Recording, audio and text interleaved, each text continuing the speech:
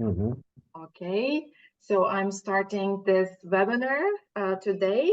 Hello, everyone. I guess some of you are having a morning, afternoon, or an evening, so due to different time zones. So I thank you all for being here with us at the 17th YAEG webinar. It has been a while since we last performed these webinars. And on behalf of the YAEG committee, I'm glad to be here and host today's guests. And I welcome you all again. Our first speaker is Hans Balder Havenith. He's a lecturer and head of Georisk and Environment group at Liège University. He has been working on earthquake-induced hazard assessment for more than 20 years in about 15 different countries. The principal achievements of Dr. Havenith's research are related to the continuously improved integration of the studies completed within the field of observation investigation, geological and numerical modeling, visualization, spatial analysis, and integrated hazard assessment.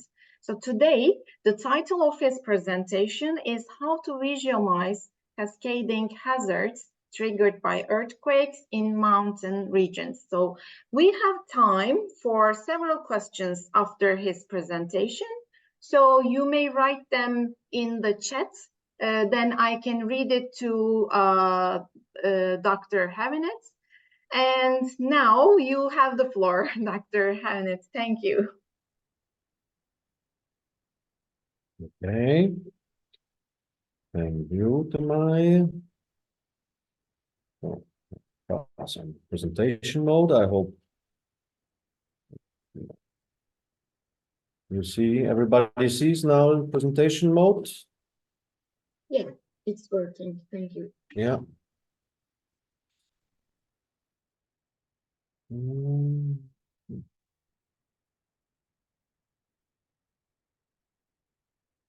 So, for a while, we have been, with my group, we have been working also not only on the assessment of a cascading hazard or any type of earthquake-induced hazards, especially mountain regions, where also on how to visualize the results, because very often it is difficult, especially when you make risk analysis, communicate the results with people coming from outside the science domains. So that is, we are still advancing on some points. Here I don't have any final results, but I will show you the path that we started following. We do a lot of geophysical investigations, sometimes combined with drilling, but I would say 95, if not 99% of our activity is geophysics, simply because it is much easier, especially in mountain regions, to complete it. Some of you have maybe seen or been attending some of our lectures that we gave also here in China. I'm here now sitting in Chengdu at the SKLGP. Running the IRAL school in October. We are also coming here for teaching students to do geophysics in mountain regions. Here, a paper together with colleagues from ETH in Zurich. Then when we have completed geophysical investigations, we try also then to make some numerical simulations of landslides, especially those triggered by earthquakes. These two studies can be extremely extensive, I would say, so that sometimes we need several papers to publish, or here we have one paper where we presented both the geophysical model and some numerical simulations in the same time. A lot seismics are done, but we are also doing, and here this was run by the SKLGP. We contributed to the analysis of electrical resistivity tomography, but most of our applications are using seismics. And then with the geophysical model, I will show you examples how we construct 3D geological geophysical models before we go to the numerical simulations, and then with some of our outputs, we try to use the most modern way, I would say, to represent our data and our numerical results. And what we believe is one of the most efficient way is to use virtual reality technology for this visualization. Here I come to a nice paper that was written by Jean Fan, who is now the director of the SKLGP. I'm not part of this paper here, but they have a very nice graphical representation of types of cascading hazards that can be induced by earthquakes, either as here more in red colors directly by an earthquake, the landslides, and when you wait for a few days, some of these landslides, especially if they have been falling into a river valley, they can dam the river, and a lake is creating. Why these here, the colleagues from SKLGP are top experts now in that, it's because the Wenchuan earthquake has triggered more than 800 landslides that dammed the rivers, and some dams are, by the way, still existing. And some dams created almost disasters if there had not been interventions. And then there can be a lot of things, especially if these dams are lasting a bit longer time, and there can be longer term effects. For example, in the lake area, there can be new landslides triggered months or years after, if the landslide dam is persisting. And there can also be simply, for example, the Geishi earthquake has also triggered a landslide dam with some failures, but some slopes that were probably destabilized by the Geishi earthquake more than 80 years ago had not directly failed. They failed only after a more wet period a few years ago. That means it took more than 70 years before the final landslide occurred. These are some long-term effects of these landslides. And we try also now to, here you have a bigger view of these cascading effects over longer terms, to represent these not only in a graphical way like here, but to have real simulation outputs or real field data that can be represented in 3 dimensions and even in 4 dimensions with this change of time. And virtual reality is a technology that allows for such kind of 4D representations. And so I will first present, maybe some of you are not very familiar with the virtual reality, or now, as we say, better extended reality, the mixing with different kind of mixed realities, augmented realities. Well, I guess that most of you have now heard about that, but to be sure, rapid overview. We have, for example, colleagues working on volcanic islands. These are very nice environments for testing these technologies, as you have sub-aerial and subaquatic environments that are not easy to be represented with common GIS techniques. Well, with virtual reality, you can dive under the water, you can also fly over the island, or you can walk, like here, the island of Santorini. Some of our Italian and Greek colleagues started setting up a virtual model of this Santorini island above water and also below the water. A very good colleague of ours in Switzerland, it's Arzu Koltekin, also Turkish, of Turkish origin. She's one of the top experts for conceptualizing visualization methods for different kind of geo environments. And she has created, I think it would be something like almost 10 years ago, this diagram, which is very often cited and presented in other papers, where you have one axis here between what is non-immersive and what is immersive. Immersive means that you can go into the model, and either representing things in an abstract way or the most real way.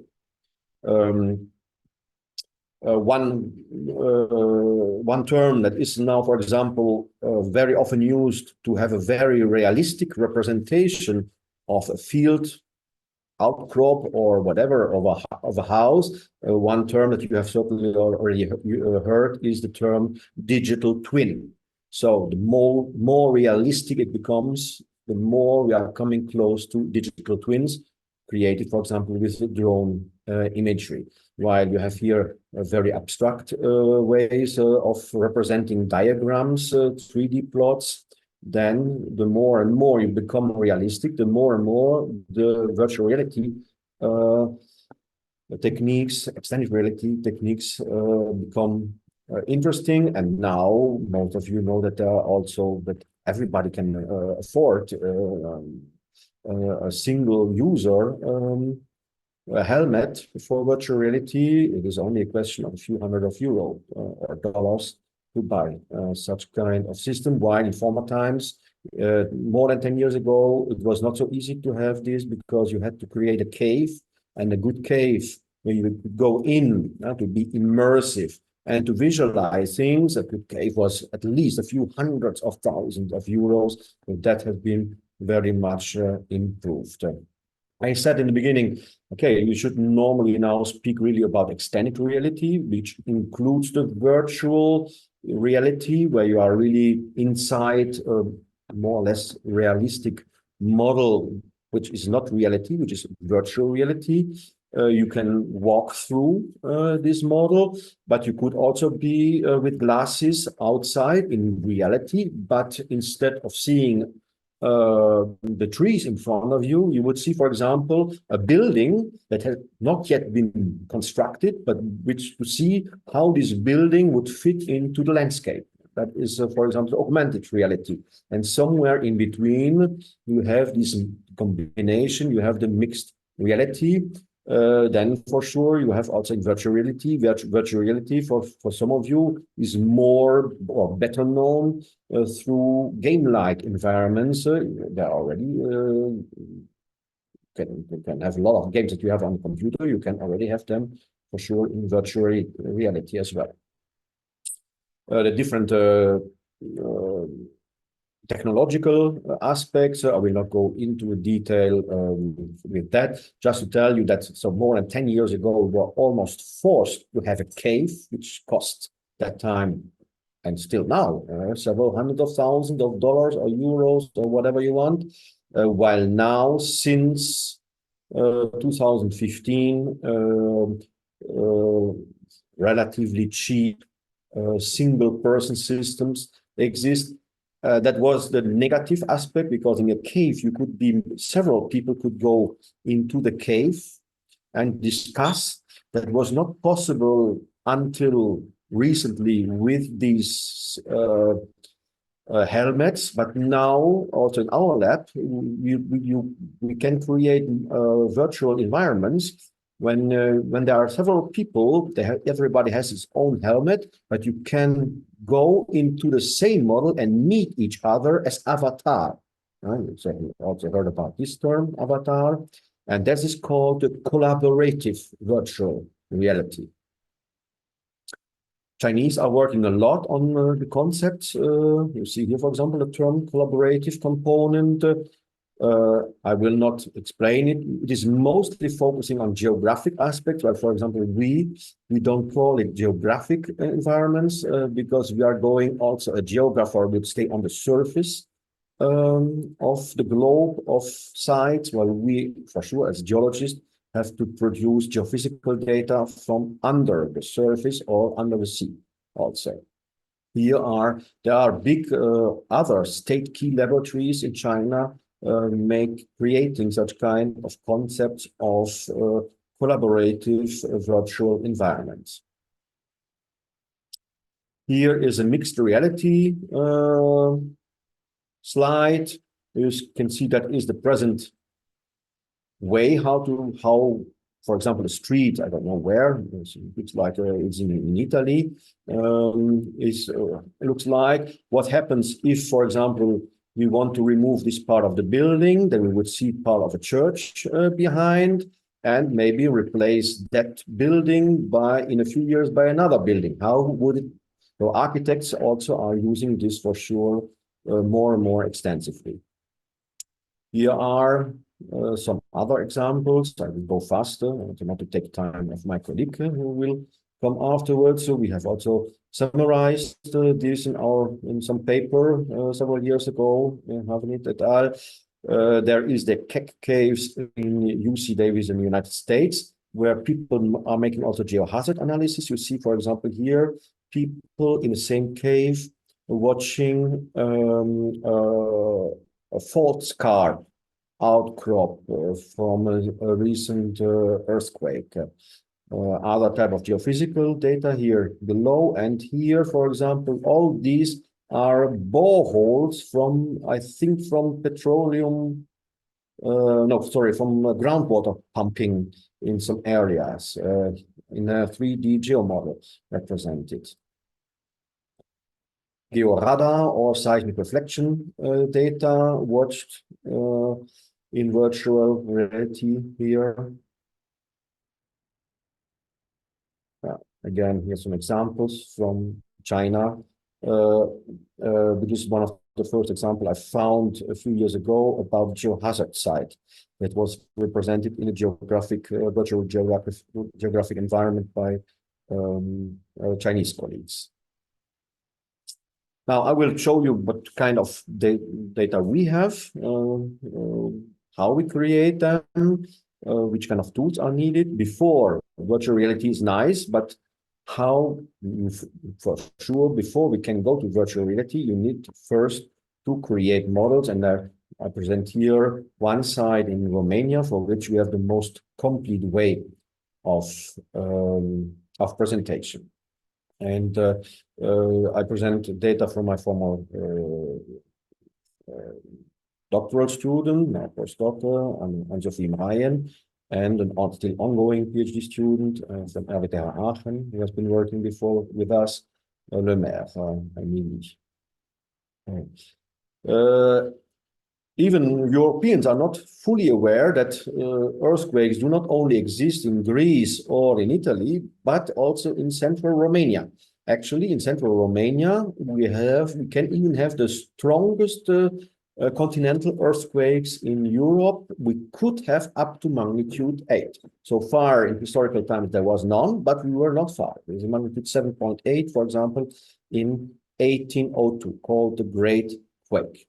And there is a magnitude 7.5 earthquake almost every 50 years in this area. Why you have not heard so much about this region? Because all earthquakes are a bit like in the Hindu Kush, very deep. That's why the effect is not might not be extreme at the surface. While for sure, also the Great Quake, if it comes back, there would be a big problem for Bucharest, for example. Bucharest has, as a present city, has never experienced such an earthquake like the 1802 Great Quake.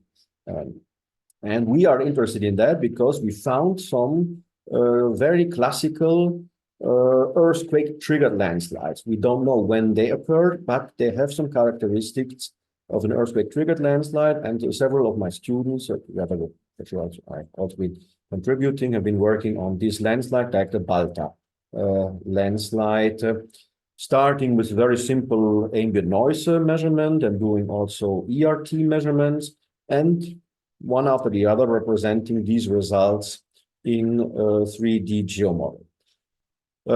In former times, that also organized, like the IRAL school here in the Wenchuan Mountains, the colleagues, the geographers, geomorphologists, Professor Palteanu and Mihail Niku organized in former times some field schools. They tried to find it again, time to do that. They're waiting.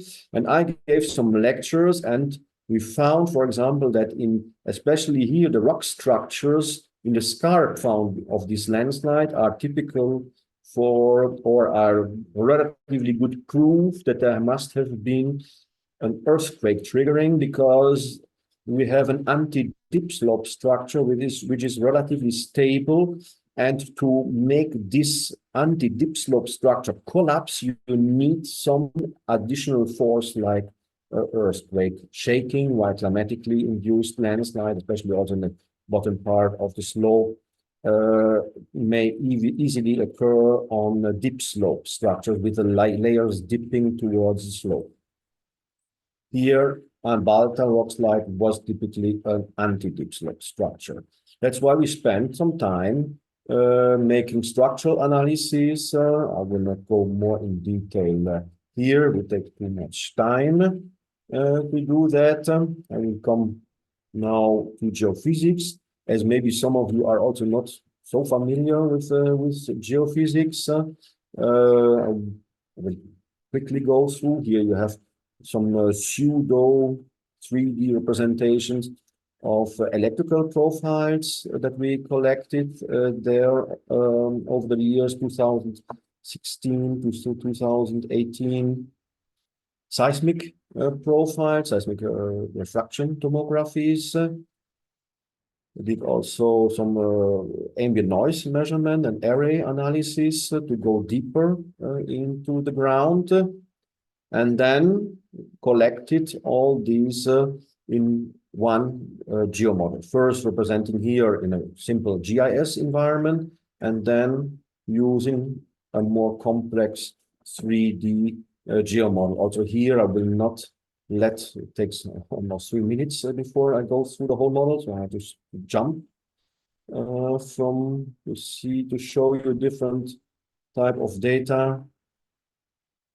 These are the ambient noise data results transformed into depth logs. That is, they go to the depth bottom of the landslide material. And then after the other, reconstructing the full mass of the landslide, and also reconstructing the original slope like it would have been more or less, as we estimate, before failure, to use it for a numerical back analysis. And you have to reconstruct different profiles, and then come here is the summary of this reconstruction process. And we, the student, former student Anne-Sophie Ryan, has used this model as input for a 3D numerical model, where we simulated the earthquake shaking and also the collapse of the slope. It has been done in 3 dimensions and also in 2 dimensions. Here, for the 2 dimensions, we tested especially different rock structures, how they respond to seismic shaking. Here, the result of one 3D fully dynamic analysis with 3DEC from Itasca,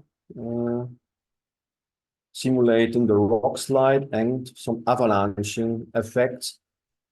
The blocks that are becoming unstable, well, they also create finally some mathematical, numerical instability, as you can see in this part here. So we could not really go to the end because the blocks were moving so fast that after a certain moment, we started to have numerical instabilities. Now, a side view, a section view of this 3D model, you can see how after seismic shaking, it was an input, we use as input seismogram a magnitude 7.2 earthquake. I think it was a recording from Iran, a Manjir earthquake, if I'm not wrong. Collapsing blocks, and we more or less created a scarp where it indeed occurred in reality. And how to represent these data? You see already that, for example, here for these 2 model views, like they are views, but you cannot enter, you cannot really see this in 3 dimensions. It is simply on a computer screen. We have to make a format change to use Blender or Unity or Unreal Engine to have, for example, wave propagation processes that can be visited and followed in 3 dimensions. And even if you could be at a scale, a 1-to-1 with nature, so that you are standing and you are feeling somehow the advancement of these seismic waves. Here, the screen snapshots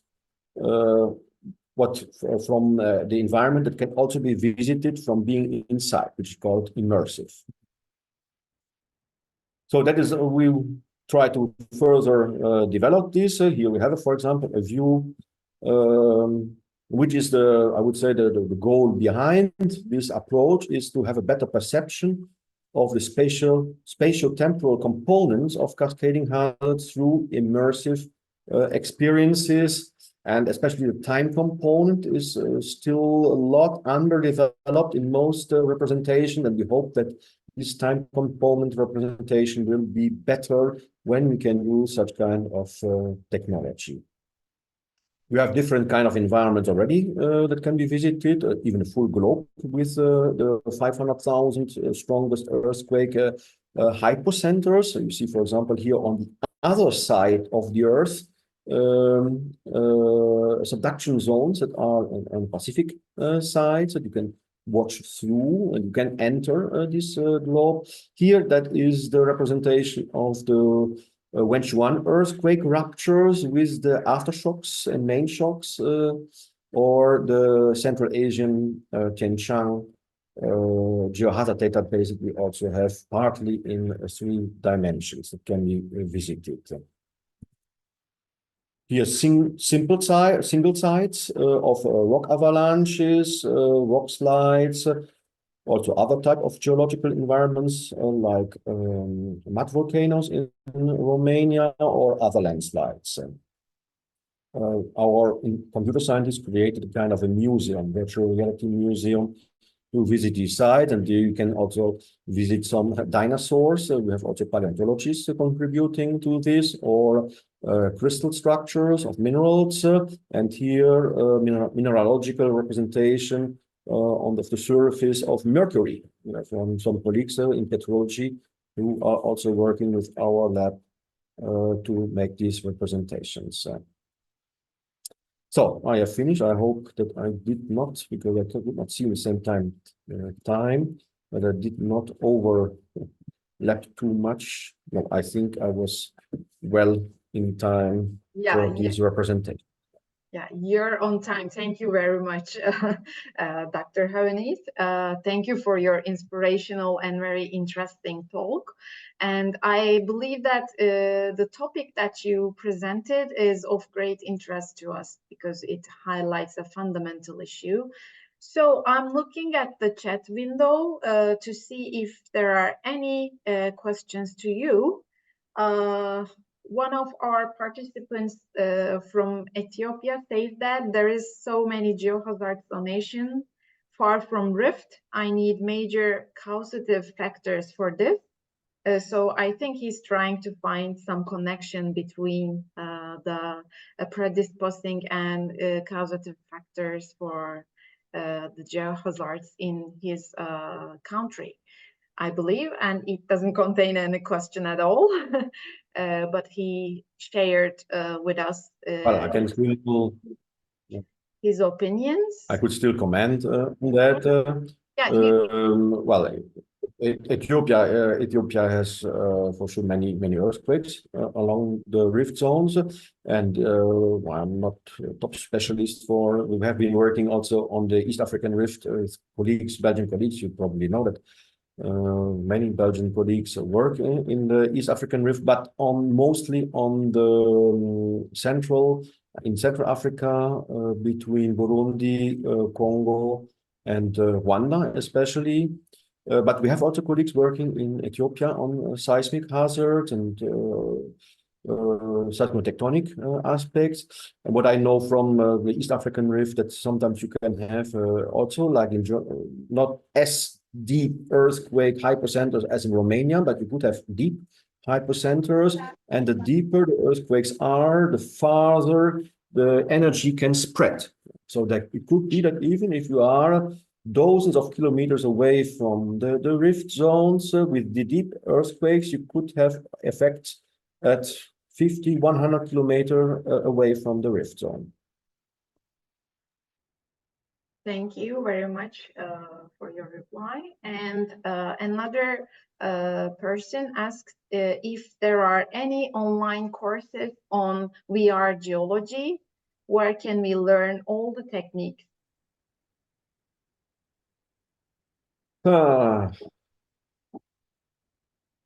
Well, you yourself, normally you have seen one my talk, which is really only on the virtual reality techniques, because I give less, for example, in IR school, I separate the part on the geophysics, on the numerical modeling, and then I go purely on the techniques used for virtual reality.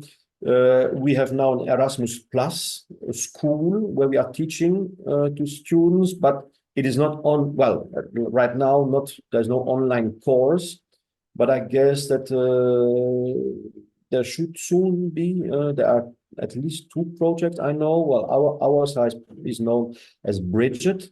I've shown these Santorini views, and I think my Italian colleagues have also some explanations how to represent drone data, at least drone images, yes, and geological data, how to represent it in virtual reality.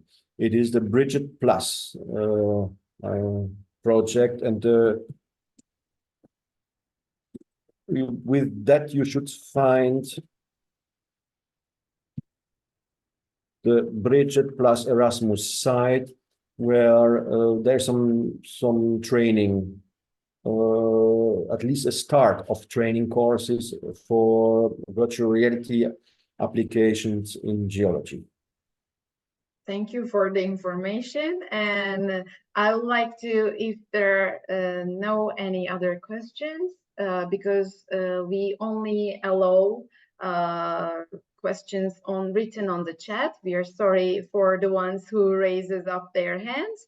Okay, so for the last question, Dr. Havenith, so in your opinion, how many years from now will VR find an active application area within our profession, and what improvements and trials are needed? What do you think? Basically, almost everything is there, but it is true that neither augmented nor virtual reality is commonly used in geoscience departments.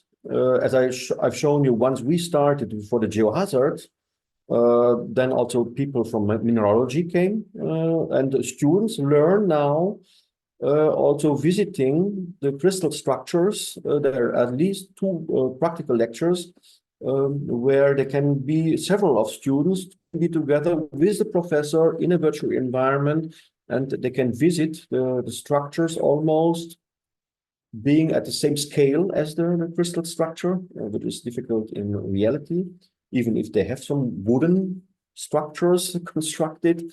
So there are 2 lectures in mineralogy. Petrology, they start to have that. And paleontology, representation of different fossils. There are more and more, we make 3D scans of the fossils, and they are relatively easily incorporated with Unreal Engine or Blender to be represented.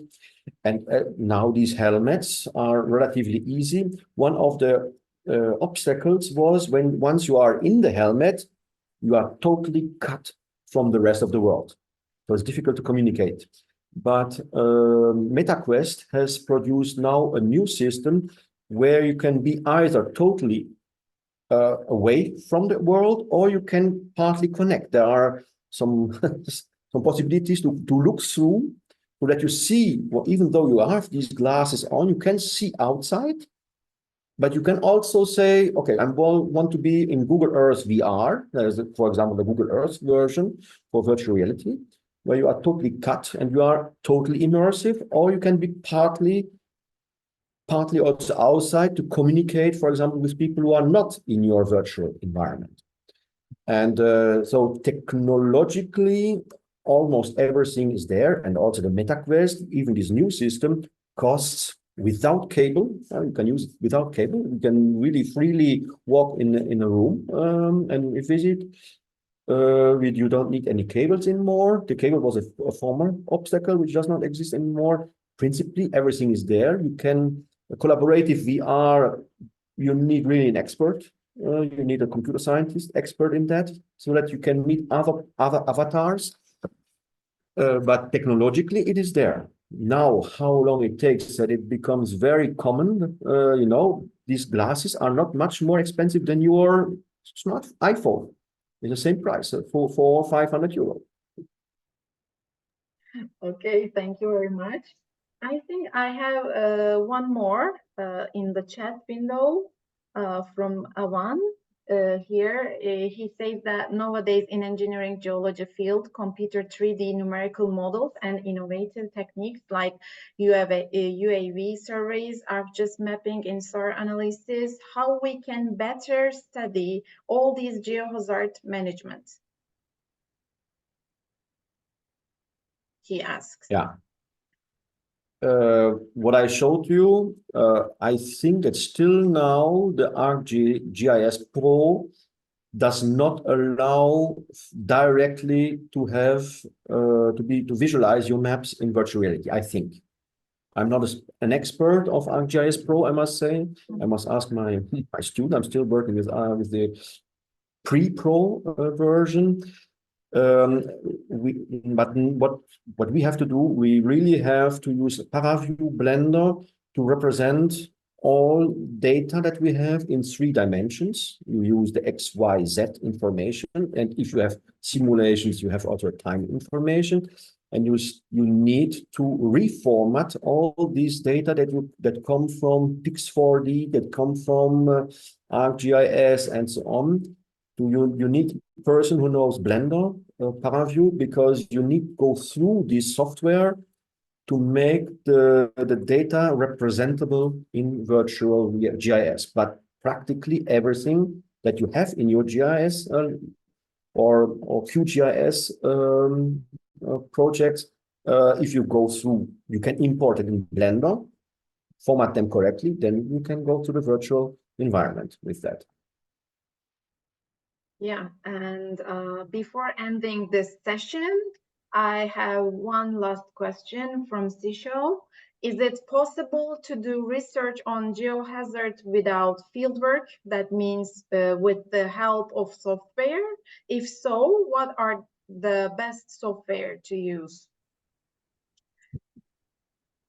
Well, it is, for example, interesting that I'm presenting this virtual reality, so you could believe that I'm more the guy sitting in my office waiting that my students are bringing me the data, and then I tell to my computer scientist, please format the data so that I can visit everything that my student did in the field, so that I can visit them in virtual reality.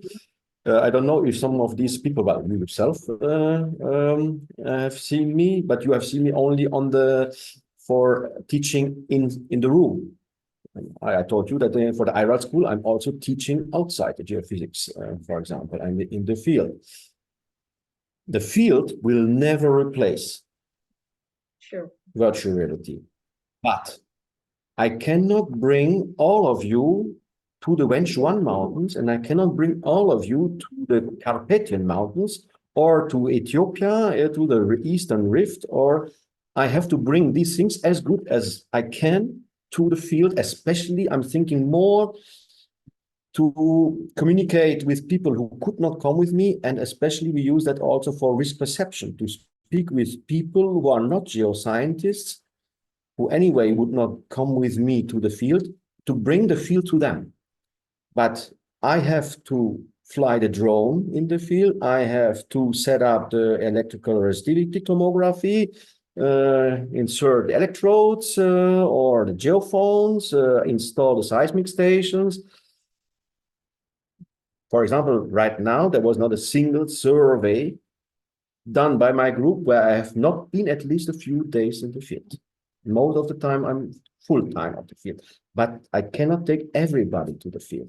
So I have to bring the field to you. You're right, and I totally agree with you. Because in my opinion, in today's technological period, computational data and their interpretation, which were derived from the field testing or maybe laboratory testing, are more valuable if visualized well and clearly with the tools like VR, maybe. So that's why it's very important to improve this platform for better understand the geological phenomena or geohazards. Yeah, okay. Thank you very much again, Dr. Havenith. We have another guest from Chengdu University of China, Geosciences, but I'm not sure if Professor Chan is able to have a stable connection to connect with us. Could you hear me? Just to let me say that yeah, please. For those who still have a question, please send me your questions to my email, because we have now the other presenter. Send these questions to my email, and I will answer by email. Okay? Thank you very much. Yeah, thank you very much. And a pleasure with the next presentation, please. Thank you.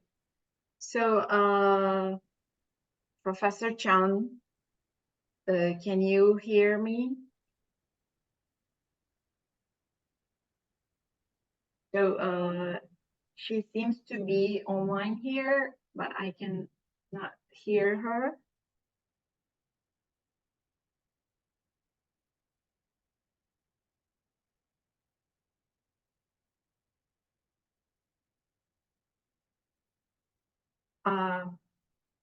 If you're unable to do the presentation, could you please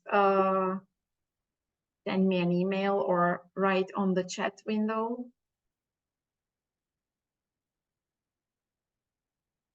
Yeah, I think she's now unable to present her presentation. So I think I apologize to announce that Professor Chang's presentation will be delayed because we cannot connect with her for now.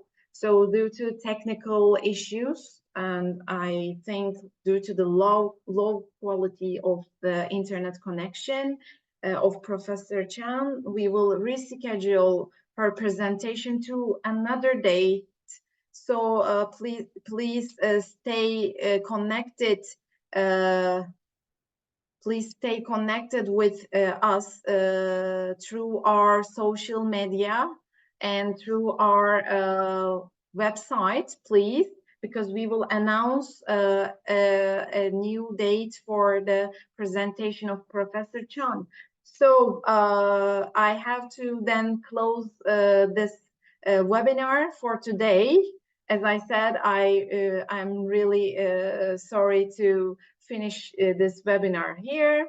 So I would like to thank the speakers, Dr. Havenith and also Professor Dr. Chen, once again for the excellent and informative talks. And you know that YEG, Young Engineering Geologists Committee, aims to engage the young engineering geologists with well-esteemed researchers and practitioners through these webinars.